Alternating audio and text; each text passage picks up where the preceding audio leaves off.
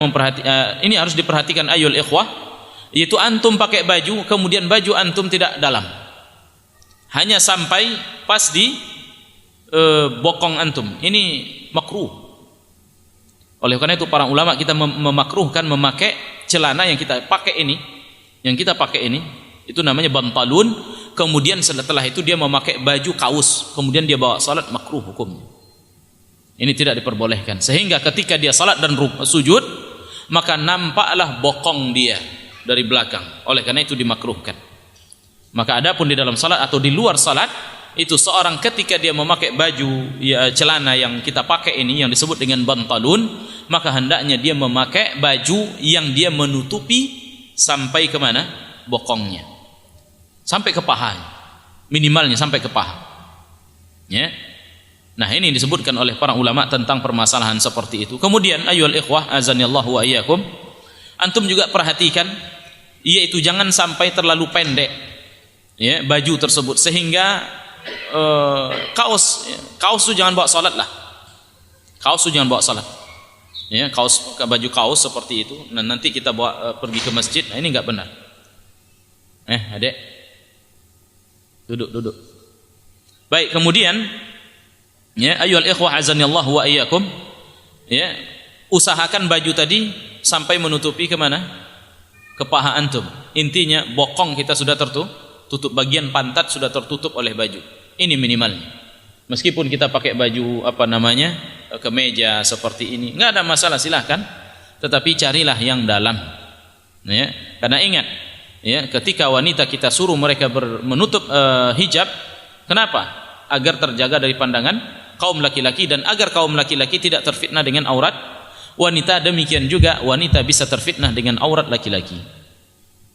Sebagaimana mereka, ada apa sih, saya enggak ada masalah. Menurut mereka, demikian juga kita berprasangka terhadap ya diri kita, enggak ada masalah pada diri kita, padahal mereka juga terfitnah dengan penampilan kaum laki-laki. Maka perhatikan dalam perkara-perkara seperti ini. Baik, kemudian ya, Nabi SAW tadi katakan setelah masuk ke sini, dia katakan alhamdulillah alladzi kasani. Maha suci Allah yang telah memberikan pakaian kepadaku, ma'wari bihi aurati, yang dengannya bisa menutup auratku, wa atajammal bihi fi hayati, dan aku jadikan untuk berhias di dalam kehidupanku. Maka pakaian ini disebut dengan perhiasan. Ya, pakaian ini nama lainnya apa? Perhiasan. Ya, sebagaimana yang Allah katakan, khuzu zinatakum inda kulli masjid. Yaitu pakailah pakaian kalian atau perhiasan kalian ketika kalian pergi ke masjid. Maknanya adalah pakaian yang menutupi aurat. Ini perhiasan ayyuhal ikhwah. Maka laki-laki lebih layak untuk berhias keluar rumah dibandingkan dengan kaum wanita. Baik, kemudian perhatikan, kita lihat asar para sahabat.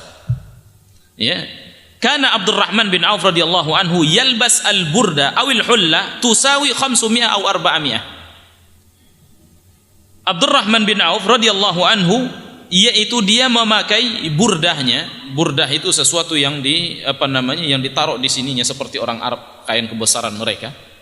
Nah, kemudian al-hulla, kemudian juga dia memakai hulla, pakaian tadi yang kita sebutkan, pakaian yang langsung ke bawah, gamis dia, itu harganya sama dengan 500 aw 400 dirham, sampai 500 dirham. Berapa harga 1 dirham sekarang?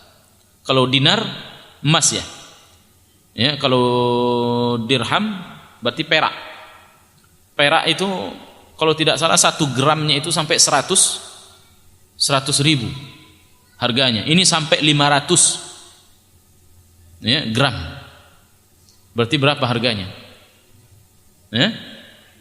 Tuh, subhanallah. Saya enggak tahu sampai seperti itu dia beli.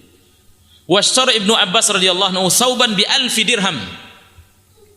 Dan Abdullah bin Abbas pernah membeli baju harganya 1000 dirham. Subhanallah. Puluhan juta harganya. Ya. Wa madama tajammul la yablu haddat ta'annuq al-mufarrad, ya.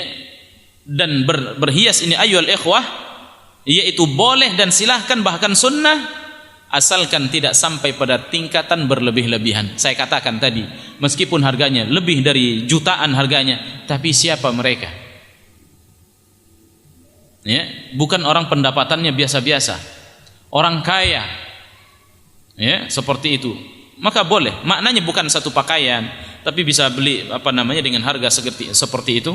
Dia berikan uang khusus untuk pakaian dia, ya, dengan harga yang sampai sekian mahalnya, boleh, nggak ada masalah, sesuai dengan kemampuan dia dan tidak dikatakan berlebih-lebihan. Kalau masalah infak, dia udah banyak infak, ya. Kalau permasalahan hak orang lain dia sudah tunaikan, masih berlebih duit dia, nah silakan. Bukan maknanya ini dulu, tidak. Pakaian dulu harus sekian 10 juta, harus setiap bulan, sedangkan hak ini antum lalaikan, hak itu antum lalaikan, dan antum belum memberikan zakat antum, dan juga demikian juga belum berinfak, ya, memberikan fasilitas untuk Islam belum. Terus ini yang antum perhatikan Nabi yang mulia sallallahu alaihi wasallam mengancam kita, ya, dengan apa? Ta'isa abdud dinar, ya, celakalah hamba-hamba dinar, ya, orang-orang yang mencari hanya duit. Ta'isa abdud dirham, dan celakalah hamba-hamba dirham, artinya orang yang memperhambakan kepada duit dan harta.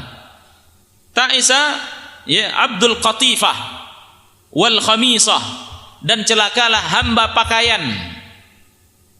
Nah, ini maknanya siapa hamba pakaian ini? Yang dia hanya mementingkan pakaiannya, dan dia seolah-olah pakaian itu ia nomor satu kan, selain daripada hak-hak yang lain. Hak yang lain ia tinggalkan, tidak berinfak, tidak bersedekah, dan tidak memenuhi hak istrinya, hak anaknya, hak keluarganya, dan lain sebagainya. Ini yang pertama ia lakukan, sehingga dia seperti dia menyembah pakaiannya. Nah, ini dicela oleh Nabi yang mulia SAW. Maka oleh karena itu saya katakan tadi, Islam i'tidal di dalam berhias. Dia belanjakan uangnya sesuai dengan kelebihan duit, semua udah dikasih, tapi masih ada berlebih, silahkan ia lakukan. Ia beli mobil yang agak lebih mahal, harganya yang sampai 1 miliar, 2 miliar, tapi yang lain sudah, tapi yang lain belum. Ini yang dia haruskan. Nah, dia kena ancaman seperti ini. Bulan depan, tahun depan ganti lagi, yang harga 3 miliar ini dibuang. Nah, ini namanya masuk pada ancaman, yaitu hamba uang atau hamba harta.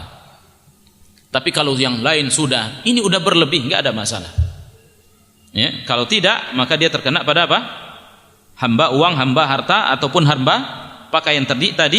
In u'tiya radiya wa in lam yu'ti lam yarda. Apabila dia diberi, dia merasa senang, dan apabila tidak diberi, maka dia tidak merasa senang. Wallahu ta'ala a'lam. Ini yaitu petunjuk Islam di dalam berhias, yaitu intinya adalah silahkan berhias, dan dia merupakan sunnah, dan jangan biarkan penampilan kita dengan penampilan yang buruk rupanya dan lain sebagainya, ya, yang tidak baik dipandang oleh orang. Ya, silahkan kita berhias, pakai pakaian yang terbagus, kemudian digosok, disetrika, dikasih harum-haruman, dan laki-laki dianjurkan memakai minyak wangi ketika mereka keluar.